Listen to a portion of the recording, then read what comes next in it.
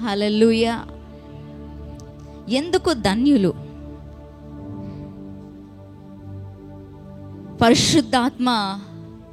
పరిశుద్ధాత్మ గురించి తెలుసుకోవడానికి వచ్చిన ప్రతి ఒక్కరూ, ఆయన ఆత్మతో నింపబడిన ప్రతి ఒక్కరూ ధన్యులే.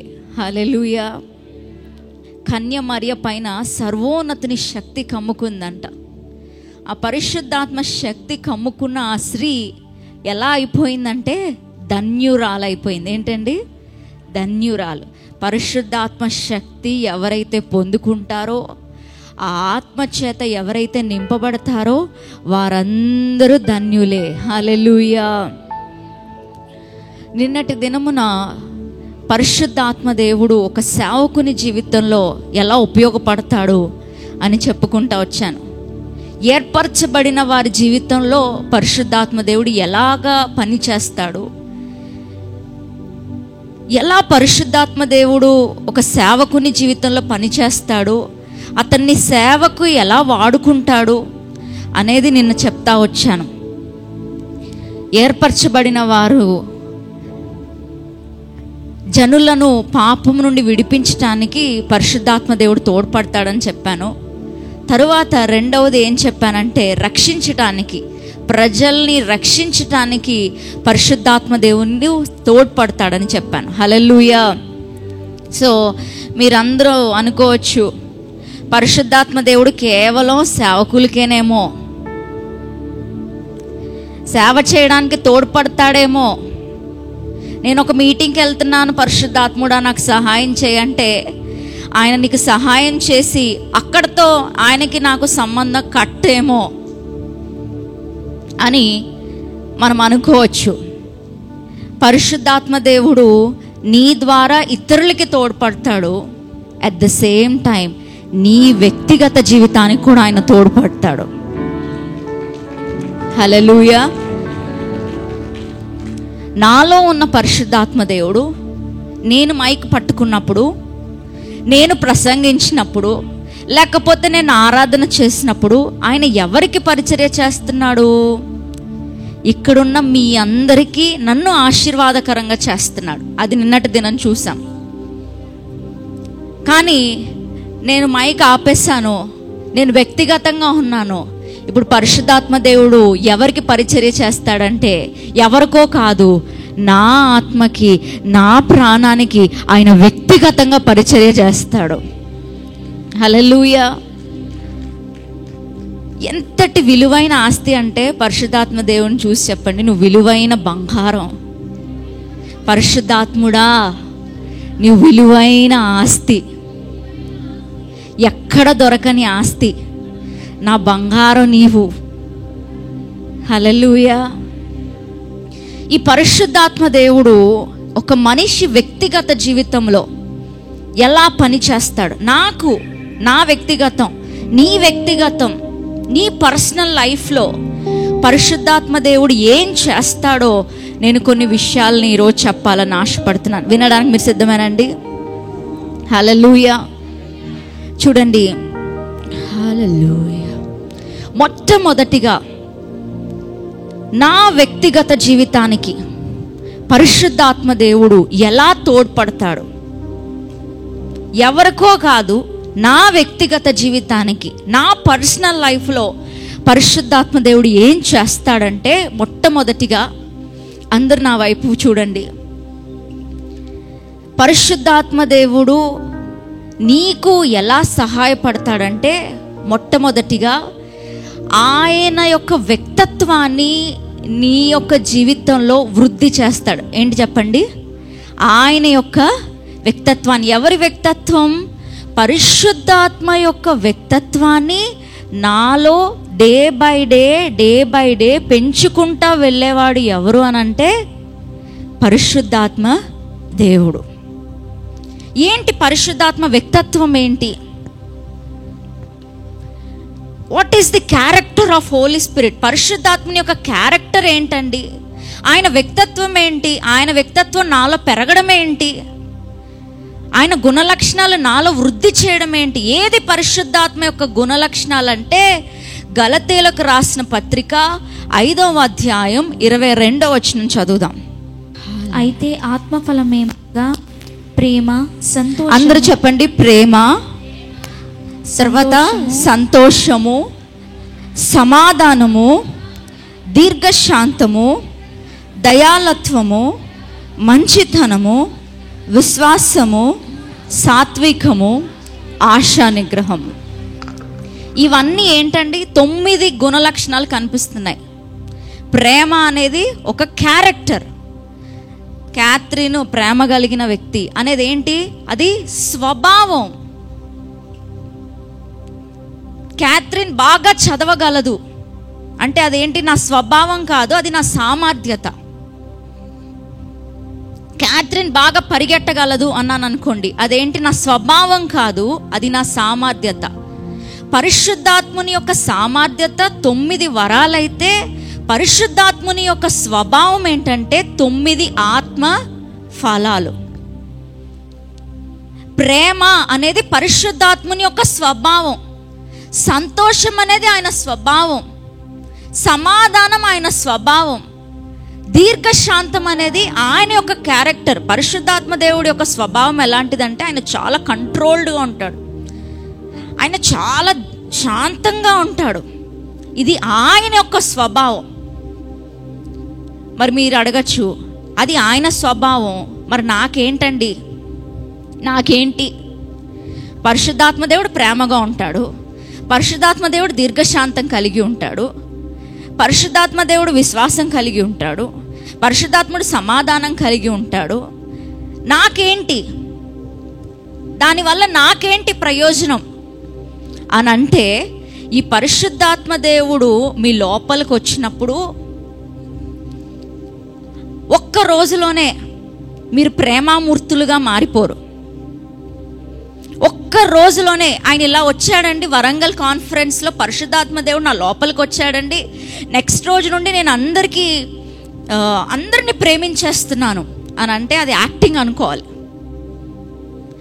ఎందుకంటే పరిశుద్ధాత్మ దేవుడిది నీది నాట్ 1 day డీల్, ఇది ఒక్కరోజు డీల్ కాదు. పరిశుద్ధాత్మ దేవుడిది మనది ఎలాంటి సంబంధం అంటే ఎవ్రీ డే. సో పరిశుద్ధాత్మ దేవుడు మన లోపలికి వచ్చిన తర్వాత మనము ఆయన సహవాసం చేస్తూ ఉండగా, అందుకనే ఉంది కదా, తండ్రి అయిన దేవుని ప్రేమ, కుమారుడైన యేసుక్రీస్తు కృప, పరిశుద్ధాత్మ అన్యోన్య సహవాసం. అంటే ఎంత దగ్గర సహవాసం కలిగి ఉంటామో, పరిశుద్ధాత్మ దేవుడిని లోపలికి వచ్చేసిన తర్వాత నాకు ఆయనకి సంబంధం లేదు కాదు. ఎవరైతే ప్రతిరోజు దగ్గర సంబంధము పరిశుద్ధాత్మునితో కలిగి ఉంటారో, కొన్ని రోజులు అవ్వగా పరిశుద్ధాత్మలో ఉన్న అదే ప్రేమ నీలో జనులు చూడడానికి ప్రారంభిస్తారు. పరిశుద్ధాత్మలో ఉన్న అదే ఒక సమాధానము, అదే సంతోషము. హల్లెలూయా. మనం చెప్పుకోక్కర్లేదు, ఎందుకంటే ఇదేంటంటే స్వభావం. ఏంటి చెప్పండి? స్వభావం. మన స్వభావంలో ఏం జరుగుతుందంటే ఒక చేంజ్ జరుగుతుంది. ఎప్పుడు? ఎవరొచ్చాక? పరిశుద్ధాత్మ దేవుడు వచ్చాక. చాలామంది పరిశుద్ధాత్మ అంటే స్వస్థతలండి, అద్భుతాలండి, ప్రవచనాలండి, ఆయన ఫుల్ పవర్లో ఉంటారండి. అవును, ఆయన పవరే, అది ఆయన సామర్థ్యత, ఆయన నీ ద్వారా అందరికీ చేయించే కార్యాలు. కానీ నిన్ను వ్యక్తిగతంగా పరిశుద్ధాత్మ దేవుడు ఏం చేస్తాడంటే నీ స్వభావాన్ని చెక్కుతా వస్తాడు. ఆయన స్వభావం ఏదైతే ఉందో దానిని నీలో డే బై డే పెంచుకుంటా వస్తాడు. నేను స్టార్టింగ్లో పరిశుద్ధాత్మ పొందక ముందు నా స్వభావం ఎలాంటిదంటే నాకు చాలా కోపం వస్తుంది. అంటే ఏదైనా ఒక చిన్న మిస్టేక్, నాకు చాలా పర్ఫెక్ట్గా జరగాలి ఏదైనా పని, ఇంత చిన్న మిస్టేక్ వచ్చిందంటే నేను అస్సలు సహించను, చాలా సీరియస్ అయిపోతాను. వాళ్ళతో మాట్లాడను కూడా, మాట్లాడాలని కూడా అనుకోను. ఇది నా స్వభావం. కానీ ఎప్పుడైతే పరిశుద్ధాత్మను పొందుకున్నానో నాకు ఒక్క రోజులో నా స్వభావంలో మార్పు తెలియలేదు. కానీ నేను పరిశుద్ధాత్మ పొందుకుని 10 సంవత్సరాలైంది. ఇప్పుడు నాకు అర్థమవుతుంది నా దేవుడు నా స్వభావాన్ని ఎలా మార్చుకుంటా వచ్చాడో. హల్లెలూయా. సో పరిశుద్ధాత్మ దేవుడు ఏం చేస్తాడంటే మన క్యారెక్టర్ని చేంజ్ చేస్తాడు. మీకు అర్థం అవడానికి ఒక విషయం చెప్తాను. మీ ఇంటికి ఒక అతిథి వచ్చారు. ఆ అతిథి మీ ఇంటిలోనే ఉంటున్నాడు. ఆ అతిథికి మీకు సంబంధం ఏర్పడింది. కొన్ని రోజులు అయింది, కొన్ని సంవత్సరాలు అయింది. మీరు మాట్లాడుతూ ఉంటారు, టైం ఉన్నప్పుడల్లా ఆ అతిథితో మాట్లాడుతూ ఉంటారు. కొన్ని రోజులు అయిపోయిన తర్వాత మీరు ఎలా అయిపోతారంటే ఆ యొక్క వ్యక్తి, ఆ అతిథి యొక్క గుణలక్షణాలు ఏవైతే ఉన్నాయో అవి అలా మీలోకి ఏమైపోతాయంటే ట్రాన్స్ఫర్ అయిపోతాయి. ఆ వ్యక్తికి ప్రేమ ఉంటే మీకు ప్రేమ వచ్చేస్తుంది. ఆ వ్యక్తి ఊరకనే కోప్పడితే నీకు కూడా ఏమొచ్చేస్తుంది, ఊరకనే కోపం వచ్చేస్తుంది. అందుకని లోకల్లో అంటారు కదా, నువ్వెవరో తెలియాలంటే నీ ఫ్రెండ్ని అడుగు. పరిశుద్ధాత్మ కూడా అంతేనండి. కొంతమంది అడుగుతున్నారు, నేను పరిశుద్ధాత్మ పొందుకుని భ్రష్టుడైపోయా. దానికి కారణం పరిశుద్ధాత్ముడు కాదు, దానికి కారణం మనమే. ఎందుకు పరిశుద్ధాత్మ పొందుకున్నాక నువ్వు ఇంకా దిగజారిపోవడం ఏంటి? నీ స్వభావంలో మార్పు రావాలి కదా. అంటే దానికి కారణం ఏంటంటే ఆ వ్యక్తి పరిశుద్ధాత్మతో సంబంధంలో లేడు. మీ ఇంటికి వచ్చిన అతిథిని ఒక రూమ్లో గెడపెట్టి తాళం పెట్టేసి ఉంచారనుకోండి, ఆ వ్యక్తి యొక్క స్వభావం ఏదైనా మిమ్మల్ని ప్రభావితం చేస్తుందా? చెయ్యదు. ఆ వ్యక్తిలో ఉన్న ప్రేమ వస్తుందా? రాదు. కానీ ఆ అతిథితో రోజు గంటల కొలది నువ్వు మాట్లాడుతూ ఉంటే ఆ వ్యక్తికి ఎవరి మీద కోపమో నీకు ఆ వ్యక్తి మీదే కోపం వచ్చేస్తుంది. ఆ వ్యక్తికి ఎవరి మీద ప్రేమో నీకు ఆ వ్యక్తి మీద ప్రేమ కలుగుతుంది. ఇది ఎలా జరుగుతుందంటే ఆ వ్యక్తితో సహవాసము చెయ్యగా. అందరు చెప్పండి, సహవాసము. అందుకనే ప్రతి క్రైస్తవుడు ప్రతిరోజు ఏం చేయాలంటే పరిశుద్ధాత్మునితో దగ్గర సంబంధం, ఏంటి చెప్పండి, దగ్గర సంబంధాన్ని కలిగి ఉండాలి. అలా సహవాసం చేయగా ఈ ఆత్మఫలాలన్నీ ఒకటి తర్వాత ఒకటి నీలో పెరగడానికి ప్రారంభిస్తుంది. హల్లెలూయా. ఒక పెద్ద సేవకుడు, బలంగా వాడబడుతున్న సేవకుడు, ఆయన ఒక సాక్ష్యం చెప్పారండి. ఆయన పరిశుద్ధాత్మ పొందుకోకముందంట ఆయన ఒక్కరోజు కూడా ఉపవాసం ఉండలేడంట. అంటే తిండి అంటే ఆయనకు అంత మక్కువ. ఏది చూసినా టప్పు నోట్లో వేసుకునేవాడంట. సెల్ఫ్ కంట్రోల్ ఉండేది కాదంట. కానీ ఈ పరిశుద్ధాత్మని పొందుకున్నాక ఈ పరిశుద్ధాత్మ దేవుడు ఎంత అతన్ని మలిచాడంటే 40 రోజులు 50 రోజులు ఆహారం ధ్యాస కూడా లేకుండా ఆహారం మీద అంతటి కంట్రోల్ని పరిశుద్ధాత్మ దేవుడు ఇచ్చాడు. హల్లెలూయా. మీరు అడగచ్చు, ఆహారంలో అంత కంట్రోల్ ఉండాలా అండి అని అంటే, హవ్వ ఒకే ఒక విషయంలో ఓడిపోయిందండి. తిండి విషయంలోనే మొత్తం జీవితం అంతా ఖరాబ్ చేసుకుంది ఆ స్త్రీ. అన్నిట్లో మితముగా ఉండడం, ఇవన్నీ స్వభావం ఎవరి ద్వారా కలుగుతుందంటే పరిశుద్ధాత్మ ద్వారా కలుగుతుంది. అందుకే నేను చెప్పాను కదా, పరిశుద్ధాత్మ దేవుడు వెలపెట్టి కొనలేని ఆస్తి. ఇక్కడ పరిశుద్ధాత్మ పొందుకున్న వాళ్ళు ఈరోజు మీరు కాలర్ ఎగరేసుకొని చెప్పాలి ఏమనంటే, పరిశుద్ధాత్మ దేవుడు అనే బంగారం నా ఇంటిలో ఉంది, నా హృదయంలో ఉంది. హల్లెలూయా. సో ఇది మొదటిది. పరిశుద్ధాత్మ దేవుడు ఏం చేస్తాడన్నాను, ఆత్మ ఫలాలను మనలో వృద్ధి చేస్తాడు. ఎప్పుడు అందరు చెప్పండి, ఎప్పుడు? ఆయనతో సహవాసం చెయ్యగా. రెండవదిగా ఈ పరిశుద్ధాత్మ దేవుడు ఏం చేస్తాడంటే మన వ్యక్తిగత జీవితంలో దేవుని స్వరాన్ని మనము వినున్నట్లు చేస్తాడు. అందరు చెప్పండి, దేవుని స్వరాన్ని మనం వినున్నట్లు, మన చెవులు వినున్నట్లు పరిశుద్ధాత్మ దేవుడు చేస్తాడంట.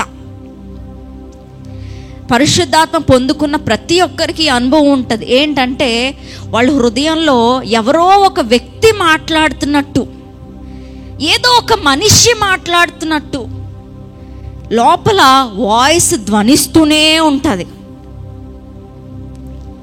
పరిశుద్ధాత్మ పొందుకున్న వాళ్ళకి ఆ అనుభవం తెలుసు. అప్పటి వరకు దేవుని స్వరం వినలేని వారు దేవుని స్వరాన్ని వినడానికి ప్రారంభిస్తారు. హల్లెలూయా. చూడండి లూకా సువార్త 3వ అధ్యాయం 22వ వచనం. పరిశుద్ధాత్మ శరీరాకారముతో పావురము వలె ఆయన మీదికి దిగి వచ్చెను. అప్పుడు నీవు నా ప్రియ కుమారుడవు, నీయందు నేను ఆనందించుచున్నానని ఒక శబ్దము ఆకాశము నుండి వచ్చెను. హల్లెలూయా. అందరూ హల్లెలూయా చెప్పండి. పరిశుద్ధాత్ముడు అంట యేసు ప్రభు బాప్తిసం తీసుకుంటున్నాడు. అప్పుడు ఏం జరిగిందంటే పరిశుద్ధాత్మ దేవుడు ఒక శరీర ఆకారముతో, ఎందుకంటే పరిశుద్ధాత్మ ఆత్మకేం లేదు, శరీరము లేదు. ఈ విషయం గురించి రేపు మాట్లాడతాను. మనమే ఆ శరీరము ఇప్పుడు. సో పరిశుద్ధాత్మ ఆ ఆత్మ ఒక పావురపు ఆకారంలో ఎవరి పైకి దిగి వచ్చిందంట? యేసు పైకి దిగి వచ్చిన తర్వాత పరిశుద్ధ గ్రంథంలో ఉంది అప్పుడు ఏంటి చెప్పండి? అప్పుడు దెన్ నీవు నా ప్రియ కుమారుడవు, నీవు నా ప్రియ కుమారుడువు, నీయందు నేను ఆనందించుచున్నాను, నీయందు నేను ఆనందించుచున్నానని ఒక శబ్దము ఆకాశం. హల్లెలూయా. పరిశుద్ధాత్మ దేవుడు పావురాకారంలో దిగిరాగానే అప్పుడు, అందరు చెప్పండి అప్పుడు. ఇంగ్లీష్లో అయితే దెన్ అంటే దాని తర్వాత అనుంది. దెన్ ఆ తర్వాత ఏం జరిగింది? దేవుని స్వరము అక్కడ వినబడుతుంది. హల్లెలూయా. మన స్వరము దేవునికి వినిపించడం ఒక ఎత్తు అయితే, మన గొంతు దేవునికి వినిపించడం ఒక ఎత్తు అయితే, దేవుని యొక్క గొంతు మన చెవుల్లో వినబడాలి. హల్లెలూయా. అందరు చెప్పండి దేవుని గొంతు, దేవుని స్వరము మన చెవులలో వినబడాలి. హల్లెలూయా. అలా వినిపింప చేసేది ఎవరు? పరిశుద్ధాత్మ దేవుడు. గట్టిగా చప్పట్లు కొడుతూ హల్లెలూయా. మూడవదిగా ఈ పరిశుద్ధాత్మ దేవుడు మన వ్యక్తిగత జీవితానికి ఎలా తోడ్పడతాడంటే ఆయన ఒప్పింప చేస్తాడు. అందరు చెప్పండి ఒప్పింప చేస్తాడు. He'll convict us. చూడండి మీకు చూపిస్తాను. హల్లెలూయా. యోహాను సువార్త 16వ అధ్యాయం 8వ వచనం. ఆయన వచ్చి అందరు చెప్పండి ఆయన వచ్చి పాపమును గూర్చియు నీతిని గూర్చియు తీర్పును గూర్చియు లోకమును గూర్చి ఒప్పుకొన చేయను. హల్లెలూయా. మూడవదిగా పరిశుద్ధాత్మ దేవుడు చేసే ముఖ్యమైన పని ఏంటంటే మనం ఎప్పుడైతే దేవునికి దూరం అయిపోతున్నామో మనల్ని ఒక తాడు పెట్టి దగ్గరికి చేర్చేవాడు ఎవరంటే పరిశుద్ధాత్మ దేవుడు. హల్లెలూయా. పాపం చేస్తున్నప్పుడు గద్దిస్తూ ఉంటాడు పరిశుద్ధాత్మ దేవుడు.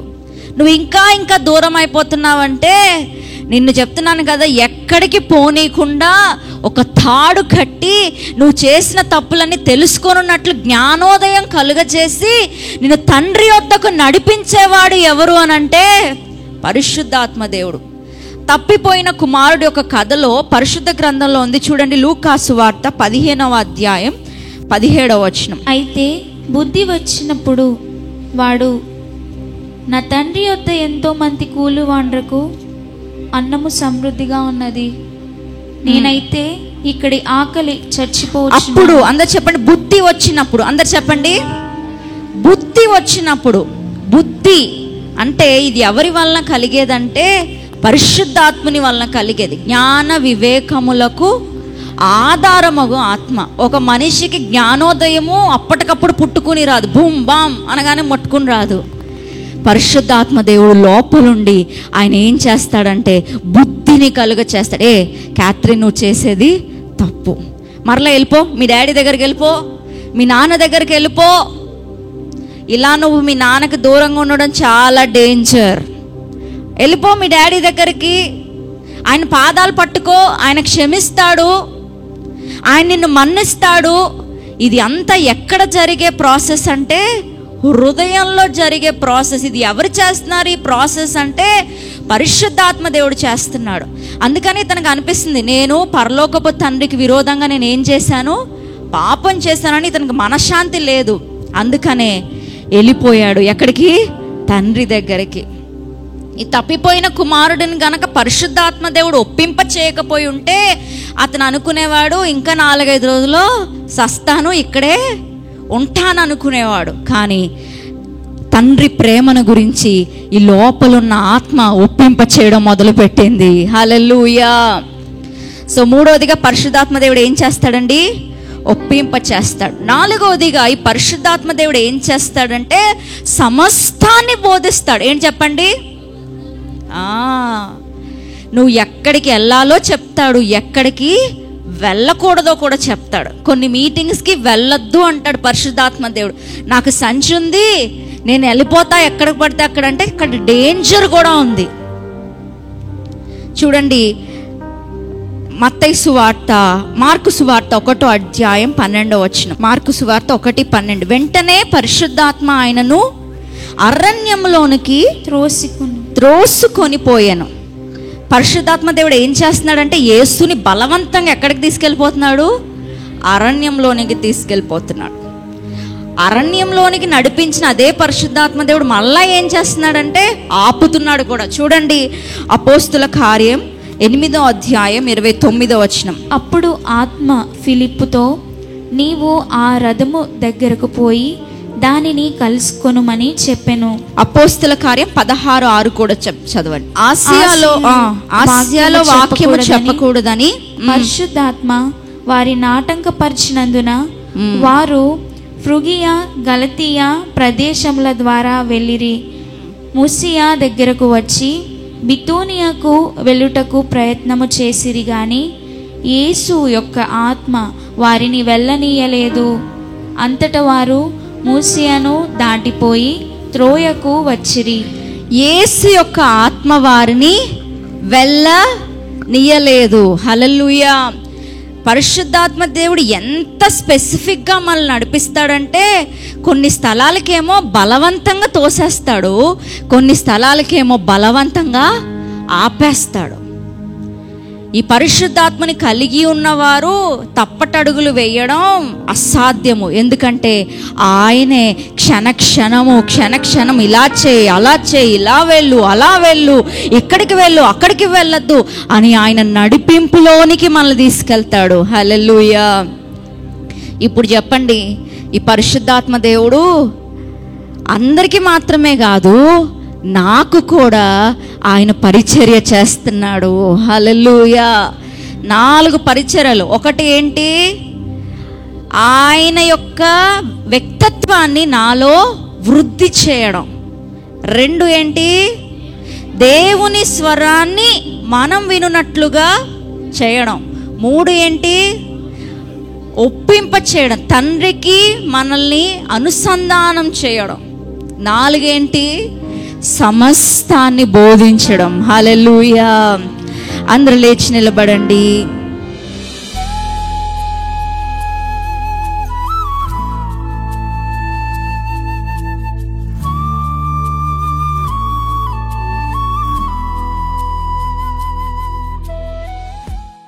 పరిశుద్ధాత్మ దేవుడు ఒక విలువైన ఆస్తి. అందరు చెప్పండి, విలువైన ఆస్తి, వెలపెట్టి కొనలేని ఆస్తి. పరిశుద్ధాత్మ దేవుడు ఎవరిలో ఉంటాడో వారు ధన్యులు. అయితే మనం ఏం చెయ్యాలి, ఏం చెయ్యొద్దు. పరిశుద్ధాత్మనితో అన్యోన్య సహవాసం. ఉదయం లేస్తే పరిశుద్ధాత్మనితో మాట్లాడడం. ఎలా మాట్లాడాలి, అన్య భాషలలో, ఆయన భాషలో, ఆయన ఇచ్చిన భాషలో మాట్లాడుతూ ఉండాలి. కార్ డ్రైవ్ చేసుకుంటూ అన్య భాషల్లో మాట్లాడుకుంటూ వెళ్ళండి. ఆ శక్తియే వేరు, ఆ మహిమయే వేరు. నీ ద్వారా ఇతరులకు ఆశీర్వాదకరంగా ఉంటాడు పరిశుద్ధాత్మ దేవుడు. అట్ ద సేమ్ టైం నీకు కూడా ఆశీర్వాదకరంగా ఉంటాడు. నీకు కూడా బ్లెస్సింగే ఆయన. నీ వ్యక్తిగత జీవితానికి ఆయన ఆశీర్వాదము. నువ్వు అనుకుంటావు నేను మైక్ పట్టుకున్నప్పుడే పరిశుద్ధాత్మ దేవుడు ఆశీర్వాదకరంగా ఉంటాడేమో. లేదు లేదు, నీ ఒంటరిగా ఏడుస్తూ ఉంటే నిన్ను అమ్మలాగా ఆదరిస్తాడు, నిన్ను నాన్నలాగా ఓదారుస్తాడు.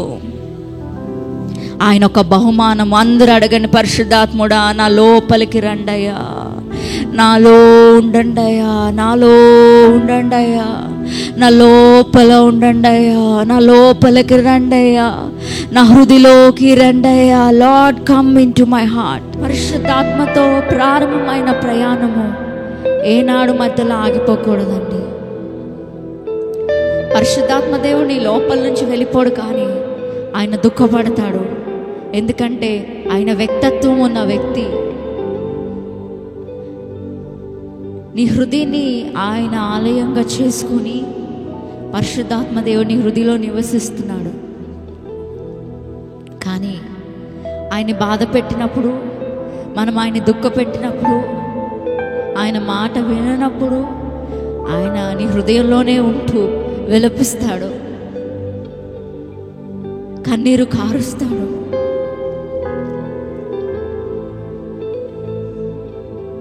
నీ లోపలే ఉంటూ ఆయన ఏడుస్తాడు.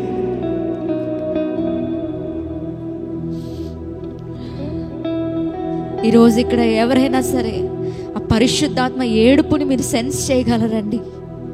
ఒకవేళ పరిశుద్ధాత్మ దేవుడు ఏడుస్తున్నట్టు మీ హృదయంలో ఉండి మీకు అనిపిస్తే ఈరోజు పరిశుద్ధాత్మనిది చెప్పండి, హోలీ స్పిరిట్ నిన్ను బాధ పెట్టను, నిన్ను బాధ పెట్టను, నీకు దుఃఖాన్ని కలుగచేయను. నా వల్ల నువ్వు ఏనాడు ఏడవకూడదు, నా వల్ల నువ్వు ఏనాడు దుఃఖపడకూడదు.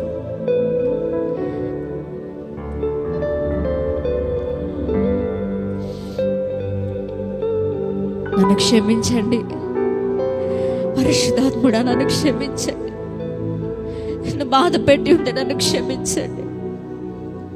నీకు దుఃఖాన్ని కలుగజేసి ఉంటే నన్ను క్షమించండి. Holy Spirit, I ask for your forgiveness, Lord. నన్ను క్షమించండి, నన్ను క్షమించండి పరిశుద్ధాత్ముడా. నీవు నా విలువైన ఆస్తి, నీవు నా విలువైన ఆస్తి.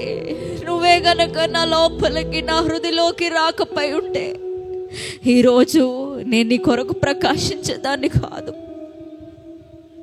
నా హృదయలోనికి వచ్చి నన్ను మలిచావు, నన్ను మార్చావు, నన్ను చెక్కావు, ఇంకా చెక్కుతూ ఉన్నావు నా స్వభావాన్ని.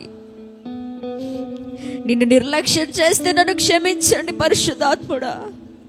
నిన్ను పక్కన పెట్టుంటే నన్ను క్షమించండి పరిశుద్ధాత్ముడా. అడగండి నోరు తెరచి, అడగండి నోరు తెరచి. అడిగిన వారందరూ పరిశుద్ధాత్మ ద్వారా తాకబడుతున్నారు ఈ ఉదయకాలం.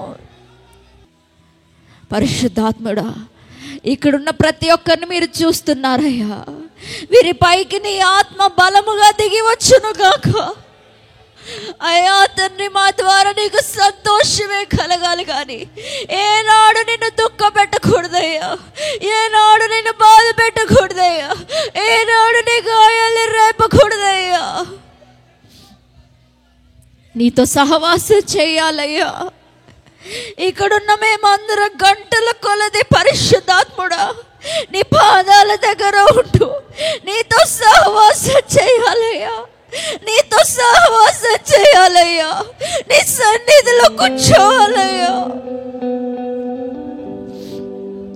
పరిశుద్ధాత్ముడా, నీ స్వాధీనానికి మమ్మల్ని మేము అప్పగించుకుంటూ యేసు నామములో అడిగి వేడుకుంటున్నాం తండ్రి. ఆమేన్, ఆమేన్. గట్టిగా చప్పట్లు కొడుతూ విలువైన పరిశుద్ధాత్మునికి నీ స్వరము వింటూ నీ చిత్తం చేయాలి, నీ చిత్తం చేస్తూ